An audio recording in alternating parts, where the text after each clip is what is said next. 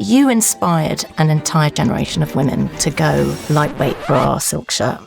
You've empowered women. Can you feel that? Only in the last few years, actually, without even realising I'm saying this out loud for the first time. I loved Sex Education. It was your graduation into us seeing you as a sexually aware person. Because I think women feel unsafe sharing sometimes. That's not just about shame about the fact that we even have fantasies. It's shame around asking for what you might want in the bedroom. You need to realise, if I were to want something, what would that actually be? Do I actually even like the sex that I'm having? And if I'm not, why don't I feel like I can talk about it? Something that came up again and again was about how many women fantasize about the man that they are with. To be looked at adoringly for who I am and how I look, and for that to be the thing that my partner is desiring, not the perfect version of it. It's okay to look how you look, love who you love. It's okay to be all of these things. Literal light bulb moment. Well, there's a bigger light bulb. I don't know if I can handle that. The bigger light bulb is you could change your whole life. So today I am talking to Gillian Anderson. I mean, she doesn't really need an intro, but she's the star of The Fall, Sex Education. Interestingly, the roles that she's taken, X-Files, you know, we've seen her develop and grow and change with each of the parts that she's taken. But then now she has, and I like the way they say this, submitted by Anonymous, collected by Gillian Anderson. She has written this book with many other people called Want. It's mega. Watch this. You're going to learn a lot. So please, can you remember, I know it's hard, but press the like button and the subscribe button. It will personally mean a lot to me. It will warm the cockles of my heart. So before me, I have sat a woman who has won so many awards, I can't even count them on both hands or both feet. But I mean, Emmys, like numerous amazing television awards, film awards, and let's not forget 1996 FHM Woman of the Year. I wanted to end with that because we were both FHM girls, but I was just excited if I got to number 99. You actually made it to number 1. And I think at the time, it was just a normal part of celebrity being a woman. It was so accepted that that's what we did. And for us to look back now, it seems like such a crazy experience. Yeah. What's your take on Gillian from back then? Actually, I feel like on the one hand, I'm almost as naive as I was back then, just in terms of, I mean, at the time that I was asked to be on the cover, and why. I don't think it ever occurred to me what my actual thoughts around it might be, or that I might be able to steer it in a particular direction and not do X, Y, and Z. And so I guess the fact that it was such, have we moved on that much? Actually, really, is a big question, I would have to say, if you look at the difference between, covers of magazines, between men's magazines and women's magazines. I don't know. It still sells. And, but I think at the time, the big change, I guess, was agency, or feeling like I definitely feel like I have more agency and pause to, take control over what it is that I'm comfortable with or not, based on all the reasons you can imagine. Yeah. I mean, I think what's been so nice for us, I feel we're quite lucky. We're similar in age. You're younger than me, but a similar kind of era. And we've been in this industry for roughly the same amount of time is how I guess you've empowered women. Can you feel that? I feel it now. Yeah.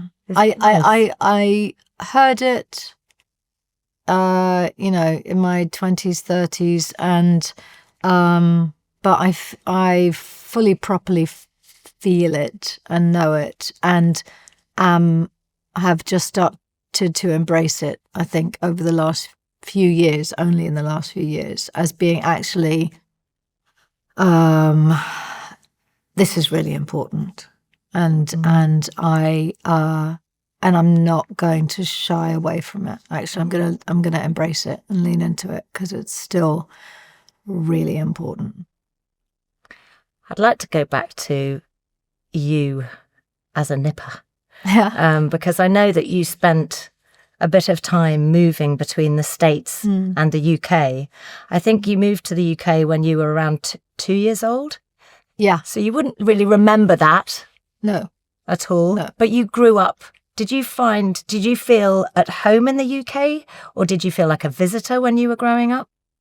I mean, as I got older, beyond 2, I think I felt both. I felt at home, but at the same time, I was reminded on a regular basis by people on the outside that it wasn't my home, because my parents were American. Right. And I mean, I was born in the States, but I felt, British. I felt British, yeah. You grew up with a British accent? Yeah. I'm assuming? Oh, yeah, totally. It was my first language, first way of speaking.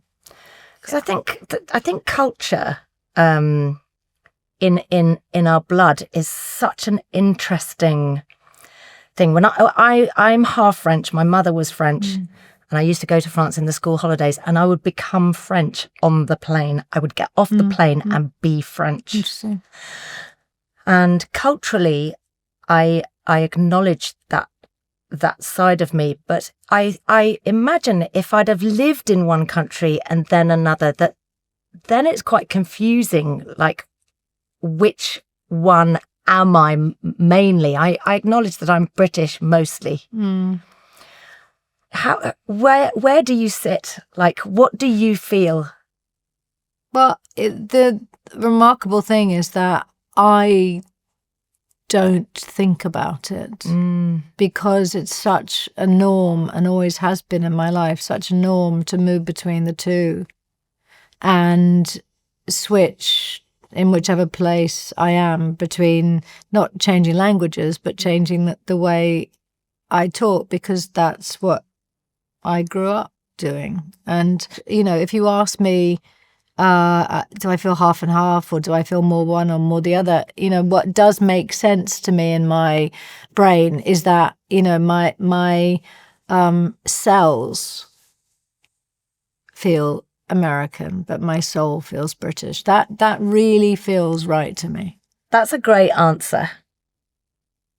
That I really I love rings that. True for me. Yeah, I don't think I would, even with the current situation, I don't think I would give up my American passport. Right. It's a big question. Yes.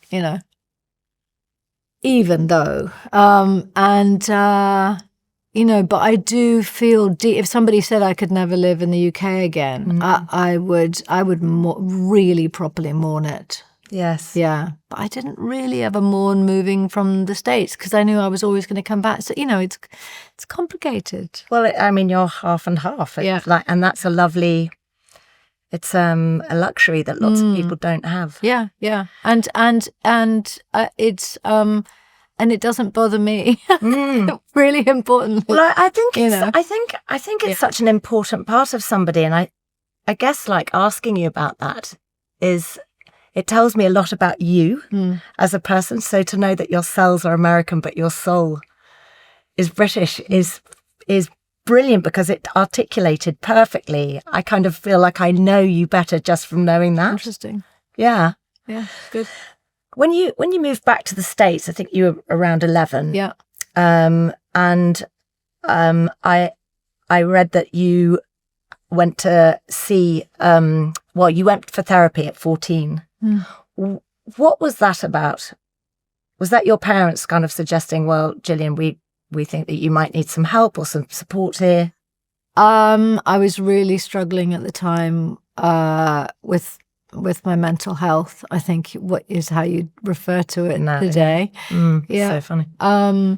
And I was just struggling. I was struggling with life. I was struggling with relationships. I was struggling, all relationships. And so, that they suggested it. And it was, on the one hand, it absolutely saved me from myself. But by the same token, I wasn't 100% honest with the therapist. And there was still something that I was too afraid to talk about. And there weren't consequences to that. I mean, I didn't, but that tells you the degree to which I was still, what I considered too bad or too much or too, and I think I was also afraid that it would get back to I didn't quite trust, my experience so far, I've pretty much always had a therapist since then, and again would say that it's been a lifesaver. But I've learned how important it is to talk about everything. And to be honest. Yeah. I think that's what I love about this book, which I am going to deep dive into, want later. But that's tied up in that. Oh, yeah. Shame. Yeah, that's what it was. Projecting. Well, no, my own shame and projecting further shame on my parents for what I was up to. I can relate in quite a big way. I mean, my parents suggested I talk to somebody when I was 15. I was honest, but it was actually over something that had happened. And it was a relief to talk about that.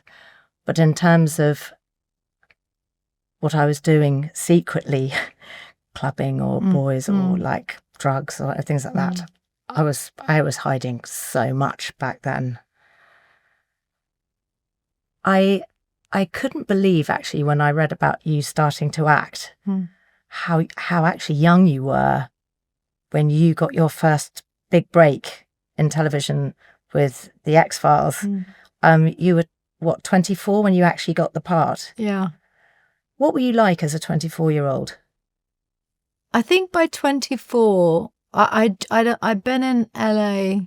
I'd moved from New York to LA, and I'd been in LA for about just under a year, I think. Who were you with? Were you living with friends? Or? No, I was actually living with a boyfriend. I'd moved there with a guy I'd met doing a play in New York, and I went to visit him and sold my return ticket, which you could do in those days. Great. Yeah. Write somebody else's name on it, and then they could use it.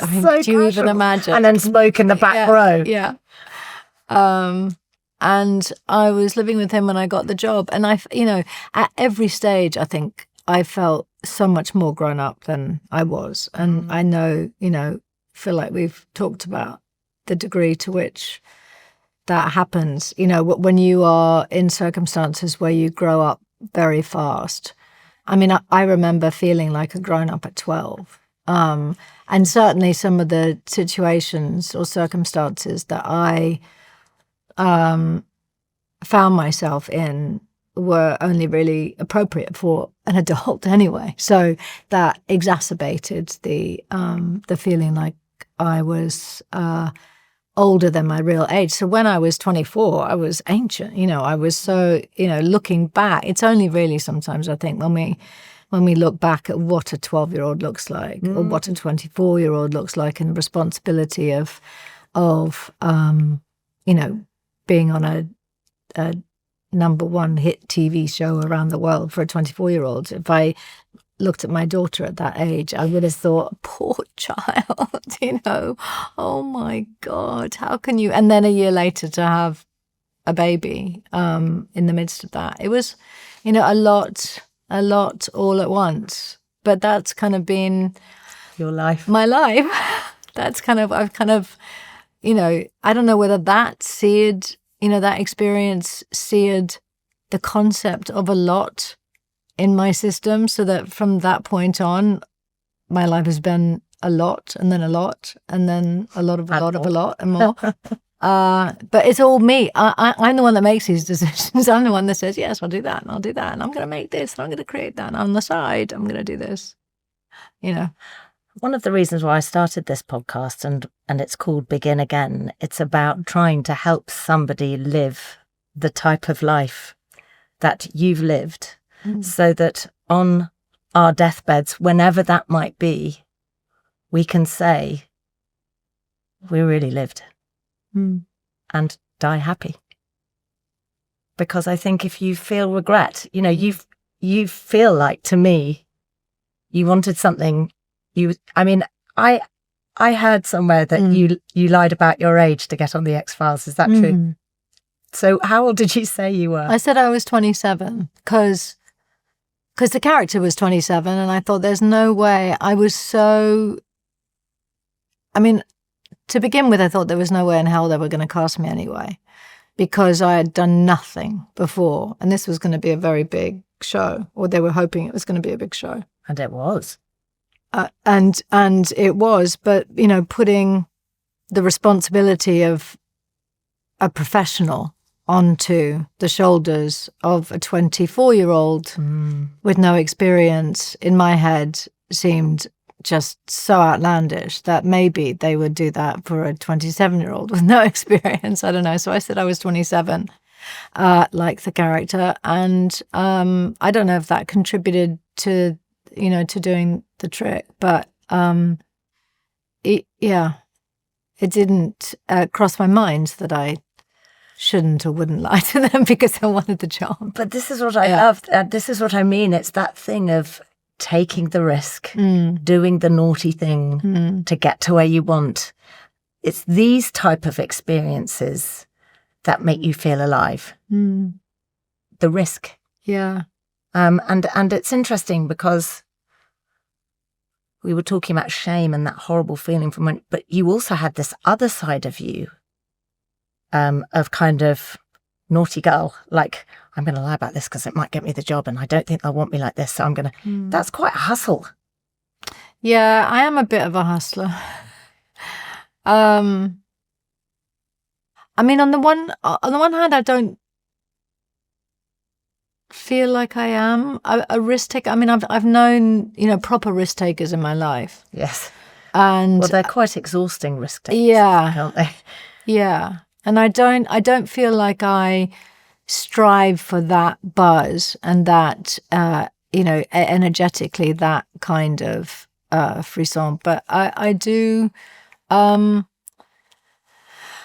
guess I go after things. If I have an idea about something that I think is good or might help people, or I do go after it. And very often I don't think it ever occurs to me that I shouldn't or I can't. And often I go after things before, the risk part is I do it before I've actually fully thought through what the consequences are, or they might be on my life. For instance, saying yes to so many things, or thinking of creating so many things that I haven't thought, oh, well, if that actually goes and happens, that's going to happen at the same time as this and this and this and this and this and this and this. And that's the bit that I'm starting to, it's not regret, but I think as you get older, starting to realize, that there are consequences to my decisions, and that there's a recklessness somehow in it that is both, I think, good, but also there's a recklessness that does have impact. And if I also simultaneously want to, be able to have more freedom to be able to say, actually, I'm going to go over here where my kids are, because even if they don't really necessarily want me to be there. I can show up if I feel like it and spend some more time with them, as opposed to being simultaneously busy to that. You know what I mean? Stuff like that is what goes through my head now, which is, yeah. I mean, kids are a really interesting one. I've got 3 kids as well. And trying to juggle a career and be a mum is demanding. And I see that when they were young, you really...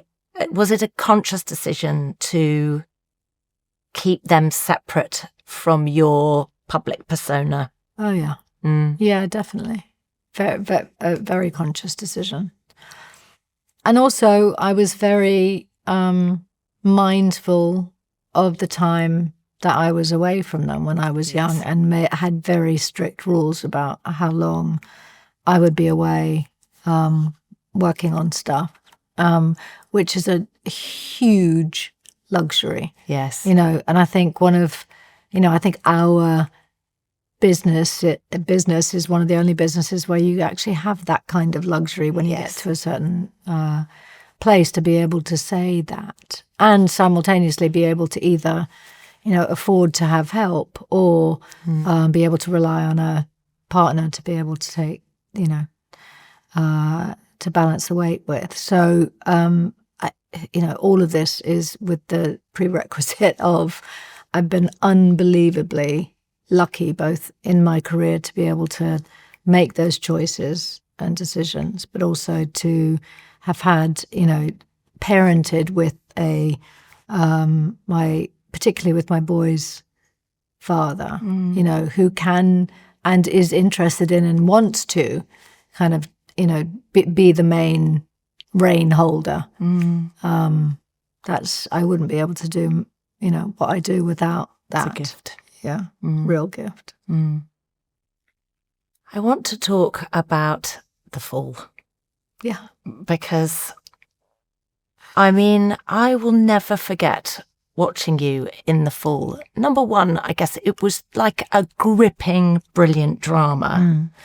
But you inspired an entire generation of women to go lightweight bra, silk shirt. Like, I was like, this is the greatest look, and cold rooms. I mean, I literally changed the way I dressed. And what I loved about it was that she wasn't overtly sexy. She was serious. She was good at her job. She was just hot as fuck. Like, it was.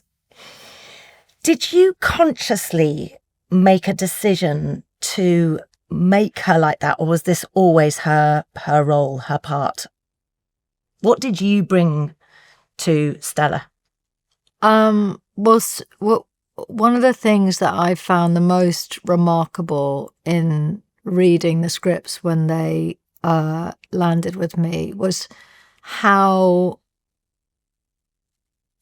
little was described on the page, and yet somehow through the dialogue and the action you got who these people were, who Stella was. And it was very clear to me when I sat down with the costume designer.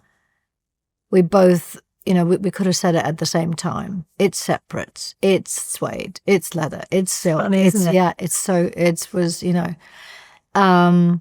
and then when we did the fitting, I think back then, it was sometimes what you do for jobs in the UK is the costume designer will take a room at Selfridges, and bring in a rail, and she did, and every single thing on that rail ended up in the show. She just had an eye for what was going to work, and it was so clear. It was like, yes.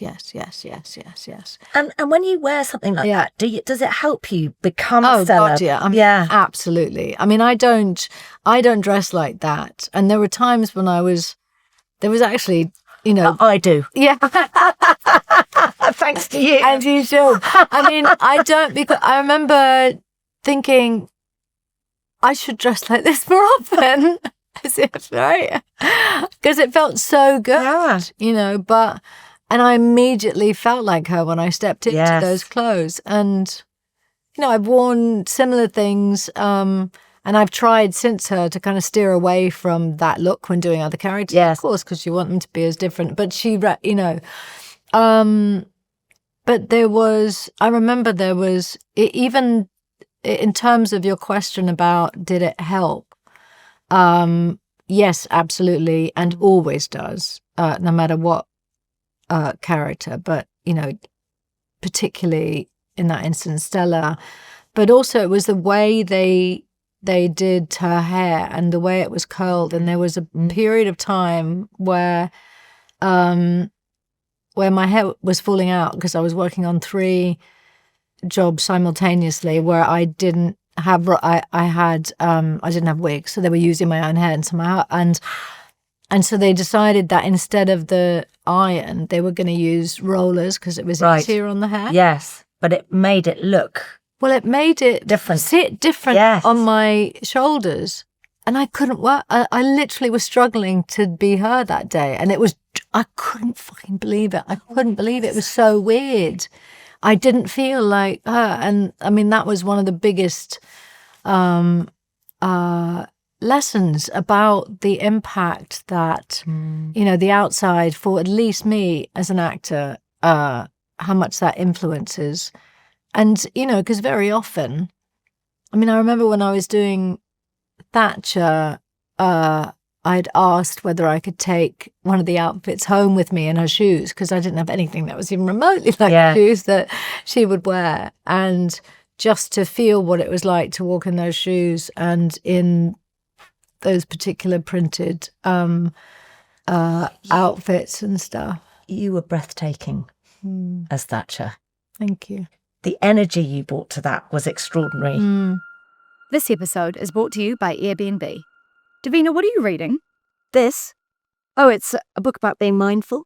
So I've been thinking about doing this meditation retreat in India. 3 weeks of silence, meditation, mindfulness, thoughtfulness, great food, yoga, and a few questionable poses. And you know what? I've been thinking about hosting on Airbnb again. Because even if I'm off the grid, which I will be, an Airbnb co-host can help me with everything. With their co-host network, you can team up with a local co-host and they can help you with all your admin. The listings, the guest messages, the check-in. What I do know is that if I do go, my house will be put to good use while I'm off looking for my third eye. If you're thinking of hosting on Airbnb but you want a bit of extra help, it's worth a look. Find a co-host at airbnb.co.uk/host. Ladies! Hey, come here. I have just found out a major, major secret. One that men have been keeping to themselves for far too long, and I'm here to blow the whistle on this entire operation. You know creatine? That supplement that everybody says is just for the gym bros looking to bulk up. Well, it's actually for us, women. We tend to have 20 to 30% lower creatine stores than men, which is frankly rude. So supplementing can give us a real edge. Think improved strength, better recovery, more sustained energy. And because life throws a few curveballs at us, like periods, postpartum, perimenopause, where energy, focus, resilience are key, our sponsor, Ancient and Brave, added taurine, vitamin D and magnesium to their True Creatine Plus to help keep you, your energy, performance and daily well-being in the best shape. Plus, their powder's tasteless, so you can just pop it in your water, tea, smoothie. But what set Ancient and Brave apart is their commitment to sustainability. They're a B Corp and members of 1% for the Planet, with 2% of their sales going directly to environmental causes. So if you'd like 20% off your first 3 subscription orders, go to ancientandbrave.earth/planet. So I think it's interesting because obviously we went from Stella. Yeah, sorry, I'm bouncing. No, it's great. I love it. It. We went from Stella to Jean. And Stella and Jean feels like the beginning. Jean from Sex Education. Yeah. Yeah. I loved Jean. Yeah. I loved Sex Education. I felt like for you, it must have been such a wonderful thing, because did you feel like it brought you a completely new audience? Oh, totally felt that. But also, I don't think and this is where I when I talked about being naive, I often don't. I respond to things on instinct, and it's only really afterwards that I realize why I've done something or the impact that it potentially can have. And I knew that it was going to be fun, and I knew that it was a good thing for me, the actress, to be working on comedy, and for people in general to see that I could do comedy. And that, and also to be working in such a new and fresh thing that was different from anything that I knew of or read before. But I had no idea. And of course, it's interesting because the Netflix execs did. They could see it. They know exactly what they had, and exactly what Ben Taylor was creating. I didn't have a clue. I just, and even, I remember thinking while shooting it, is this good? Is this going to be good? Are we, is this, and it wasn't until I did the first season it aired when I thought, oh, she's great. Yeah. Actually, how great that she's out there. And people are responding to her, and how interesting that, this isn't just for the kids. I thought, and it turned out that it wasn't, that through her, in part, it wasn't just for the kids, and how grounding she and that house and their world was in the mania of the school and all the other storylines and stuff. So, I'm pretty stupid when it comes to that kind of stuff. Just to say something. Put the car in park, Gillian. Sorry. Put the car in park. Don't ever say that about yourself, ever. No, I don't actually mean it. You are mega. I think what's lovely about you is that when you accept something with a beautiful naivety of like, this sounds like an interesting job, but you're not thinking, you're not calculating. Right. That's a good thing. Yeah. You accept a job because you like the sound of it, but you're not thinking, this will get me to a nice young audience. You know what I mean? Yes. Things happen to you by default, and it's great. Yeah. But it's not a calculated move on your part. No, it's not. But I also think that what I'm listening for, when I listen to my intuition or instinct, to my heart, I think I listen for, without actually even realizing I'm saying this out loud for the first time, is the thing that moves me, or that feels important in some way. And even if the important bit is just self-serving and it's because, how great to stretch a muscle to do comedy. I mean, let me talk about how important this was, because firstly, to have a show like that out in the world when, the nature of sex education at its best is challenging and archaic in the UK, let alone when we were doing press. Poland doesn't have sex education, or didn't at that time. I don't know whether the show helped, but doesn't actually have it in schools. You learn however you learn. That's a crazy right? So, but also just speaking of representation, so many different characters and sexualities and races and cultures, and so many different versions of humans on that show that showed the audience worldwide that it's okay. It's okay to be who you are. It's okay to look how you look. It's okay to feel how you feel.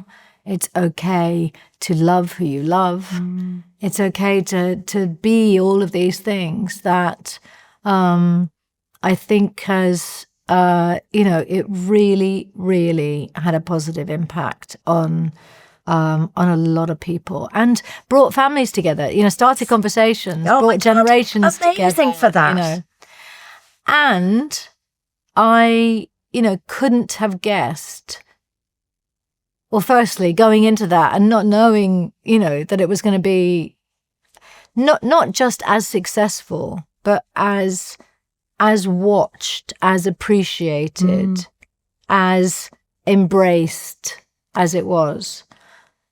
But then what I couldn't have known, which maybe I did know because I was listening, was the degree to which it would then have knock-on effects. And this book, for instance, would not have happened were I to not have done that show. Well, I not to have done that show. And also, I've got a functional soft drink, which would not have happened had I not done that show. So it's had a big impact on my life, in fact. I mean, I was going to ask you about being accepted as a sexually aware person. I don't know the best way to describe it, because it's not about you're not overtly, but sex education and a little bit The Fall was like, it was your graduation into us seeing you in a slightly different light. But you talk about the comedy in sex education, but what I think is interesting, you covered some really important topics for women. You had a storyline with Amy Lou. Could you just talk me through that storyline very quickly for anybody that hasn't seen sex education? Well, Amy Lou Wood played a character called Amy. Helpful. Who was on the bus one day, I think on the way to school, and was sexually assaulted. A man, ejaculated on her jeans while she was standing on the bus, and it really traumatized her. And she didn't actually realize the degree to which it impacted kind of every area of her life. It impacted, it impacted her sleep patterns, it impacted her friendships, it impacted her relationship. And it was only somebody else, I think Maeve, her best friend Maeve, when Amy told her what had happened, said, Amy, you've got to report this. This is not, I think it's what I found interesting is that in that story is the way in which we, as women, and maybe as anybody, but how we have a tendency to brush things under the carpet when potentially or ostensibly traumatic things happen to us. That, I mean, I know I certainly do and have for my whole life. I just kind of get on with my life, and it's not until somebody else with some objectivity says to me, whoa, wait a minute, what's going on here? And you need to take care of yourself, or you need to address this, or you need to report this. And so, character Amy came to my character Jean at one point to talk through this, and I gave her some advice as a therapist. As a professional. And, so much of it was about taking care, taking it seriously, taking what happened to her seriously, not brushing it under the carpet, accepting the fact that it was actually having an effect on her life, not trying to trivialize it and address the bigger issue, which is the degree to which, women are sexualized, women can be attacked, and what we now classify rightly as a sexual attack, I think, sometimes is, people would prefer to see it as actually something much more smaller than how we classify it. The expression I keep thinking of is "don't make a fuss." Yeah, it's that thing of don't make a fuss. Yeah, it's that old-fashioned. It feels like a 40s, 50s hangover. Yeah, that women just don't make a big thing out of it. Yeah, and I was thinking how amazing it must be working on a show with storylines that teach you so much or give you so much to think about when you go home. Yeah. But also, that I mean, we've gone down quite an alley here, but but at the time and during Me Too, the degree to which women were encouraged to share on social media how many times or how often in their short or long lives they had been, harassed or attacked or raped, indeed, or whatever, and the percentage was like 3/4 of women, if not more, had that experience. And so it's important we make a fuss. It's not nothing. It's an empowering time, I think. And also a very sad time for a lot of women that had experiences happen to them and not said anything because they wanted to diminish it. Yeah. You said about sex education being a kind of stepping stone to want, and I really want to get to want. Yeah.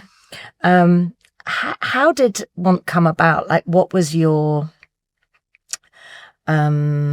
thinking, and how was it born? It actually, in the first instance, wasn't my thinking at all. It was my literary agent who had come across her mother's copy of My Secret Garden. Oh, wow. Yeah. So she had. So let's talk about My Secret Garden. Yeah. For anybody that doesn't know what it is, because I think actually they should all go and buy it. Yeah. If they haven't read it. They've just republished it. And that's thanks to you. Yeah. They're probably very happy about that. So could you just explain what The Secret Garden is? So Nancy Friday was an author in the 70s, and she decided that she was going to put together, she was going to ask her friendship group and her community to write in sexual fantasies to her anonymously, and she would publish them under the name My Secret Garden.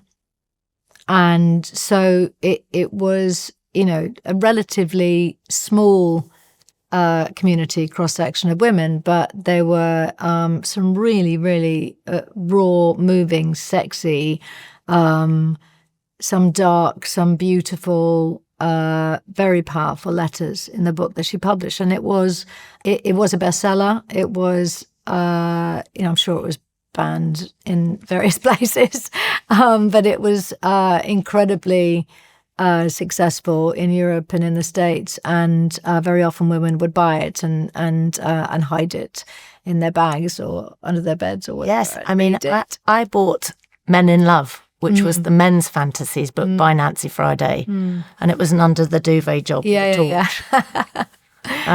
It would have been so shameful. Yeah. Whereas this, on the other hand, is like say it loud, say it proud, have it on the coffee table, which is so brilliant, Gillian. Yeah. Anyway, yes. So my literary agent, because since sex education, I'd been asked, or my agent had been asked, whether by various publishers, whether I'd be interested in doing a book talking to sex therapists, or a book as if I were a sex therapist talking to women about, sex or whatever. And I'm not even sure whether she passed on any of those requests to me. But then she had an idea of, when she saw her mother's copy of My Secret Garden, she thought, actually, this is interesting. What if instead she were to do a modern day version of My Secret Garden and, and show how far we've come or not between, 2025 or 2024 when we published it, and 73, which is when Nancy Friday's book came out. Wow. And then when I started to talk to her about it, what I was interested in, different from what Nancy did, was to, because of, the age that we live in, put a very wide call out. I was really interested in having as many women from as many places around the world as possible Full to representation of women, differently abled women and trans women and binary people, and so it's it is that, and And so we put the call out through Bloomsbury. They created a portal, and we got, I think, 1,800 submissions in the month that we had the portal up. In the month. Yeah. I mean, that's mad. Yeah. And not all the submissions were finished. They were started. I think in the end we had about, if I'm remembering correctly, we had about 900, which I'm quite grateful it wasn't more than that, because it takes quite a long time to read. I think that was about the equivalent of about 800,000 words or something. Yes. And so that really led to this book, and I wrote the introduction to the book and to the different chapters. We put the letters into chapters. And did you go back and read Secret Garden again? Yeah. Yeah. Yeah. And did you compare? I compared to yes, I compared. I don't think I'd realised, because I kind of skimmed it for sex education, just in terms of, thinking along the lines of that world and how open my character Jean was. But it wasn't until I started working on this book that I properly went back and read it cover to cover, and I was shocked at how raunchy some of it is. There's part of me that, could just completely but wanted to, put ladies in the 70s into boxes of surely they were more prim and proper than we are today. But there are some doozies in there. And so that was fascinating. I was assuming that our letters were, because of the degree to which porn is such a big part of society today, because of how much sex we see it everywhere. We see it everywhere, in magazines, on telly, on our phones, and it feels like it is so at our fingertips. I had assumed that conversation around it, or the concept of fantasy and desire, and particularly women's desire, was going to have properly moved on. Yes. And it hasn't, as much as I fascinating would have thought that it would have. Because, I think there's a lot still about, it's not just about shame. It's not just about shame about, the fact that we even have fantasies, or even shame to admit that there is a fantasy that one might think about when either masturbating or having sex. But the biggest one for me was shame around the very idea of talking about it with one's partner, or even asking for what you might want in the bedroom. I think what's interesting about asking a partner is this idea that you are telling them a fantasy. The idea of a fantasy is that it's not going to happen. It's a fantasy because it's something that is safe. You can think about it. Yeah. It might happen if you both say, okay, well, we've talked about this for a couple of years. Like, would you like to try and make this happen? Yeah. Or a couple of months or whatever. Yeah. But actually, genuinely, a fantasy really is a fantasy, and it's safe. Yes. Because it's something that you're thinking about. But you have to have that conversation before with your partner to say, please don't shame me. When I tell you this, it's taking a lot of courage for me to tell you this thing. And I really need you to, be the same with me after I've told you, and not change in any way. Because I think women feel unsafe sharing sometimes. Oh, yeah. Yeah. And on the one hand, I'm sure that men do too, because they think, oh, this is this is silly, or this is it, Yes. if they knew that this is what goes through my head. If it's something from the office, yeah. your wife or girlfriend might be absolutely hideous to that person from the office when they see them next time at the office drinks at Christmas or something like that. One not even want you to go to the office. Yes. Christmas party, or whatever.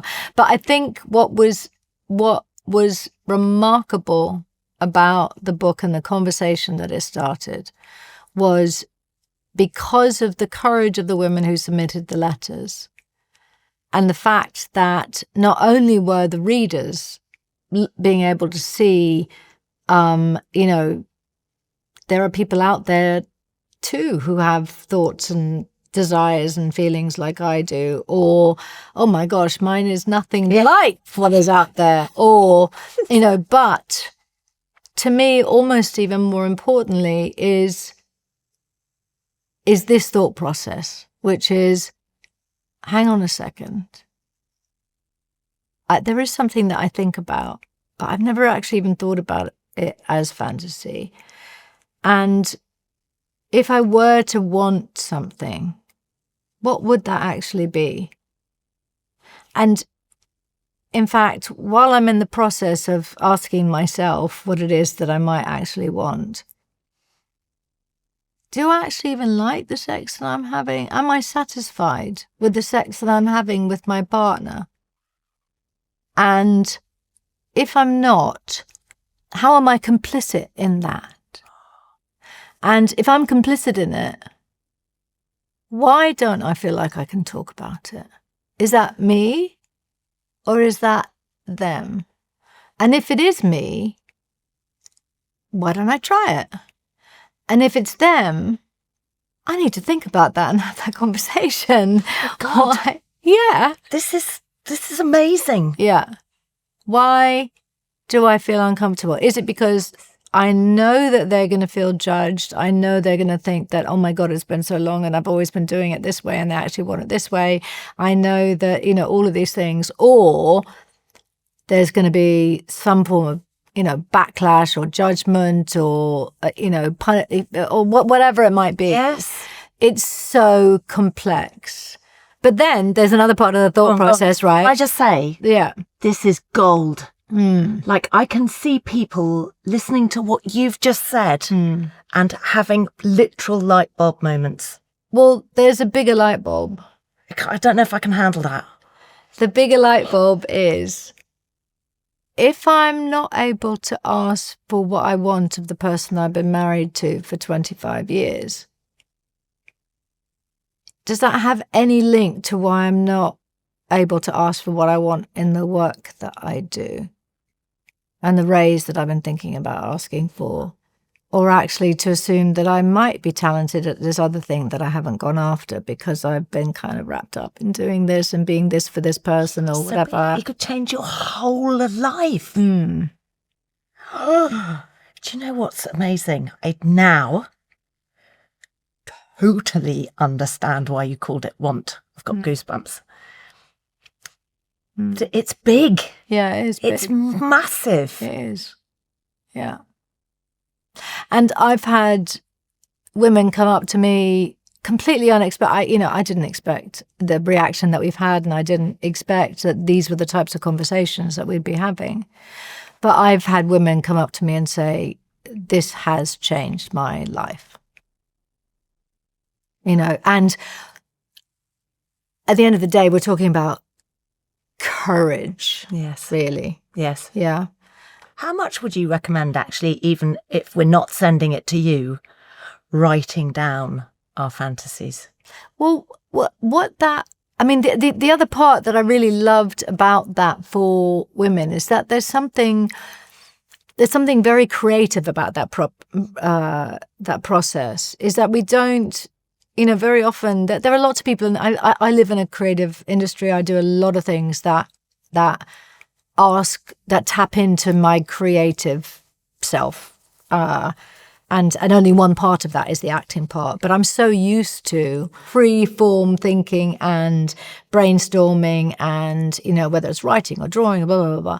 But, there's a lot of people on the planet who maybe don't think of themselves as being creative, or they've grown up somewhere in India, and they go to the whatever job they have, and it's not a creative job, and they've never even thought about being creative or using their brain in that way, and actually sitting down and putting pen to paper. So many things are being asked of one in that moment, aside from the courage to actually, I'm talking paper now, but we asked for it in a computer portal, but the creative writing that took place in women, expanding their imaginations to a degree of allowing themselves to think about, that if the world of your brain is your oyster, and you can put down anything, and so I really loved that for women who were participating. And now I can't even actually remember what your original. Well, it was basically about writing it down. Is that even if you're not sort of giving it to you? Oh, yes. I think that the act of writing. Yes. And I also loved all the different religions that wrote to you. Yeah. The different complexities of how those religions viewed women and their sexuality, and the fantasies that those women had. I thought that was so enriching in every way, this book, and liberating.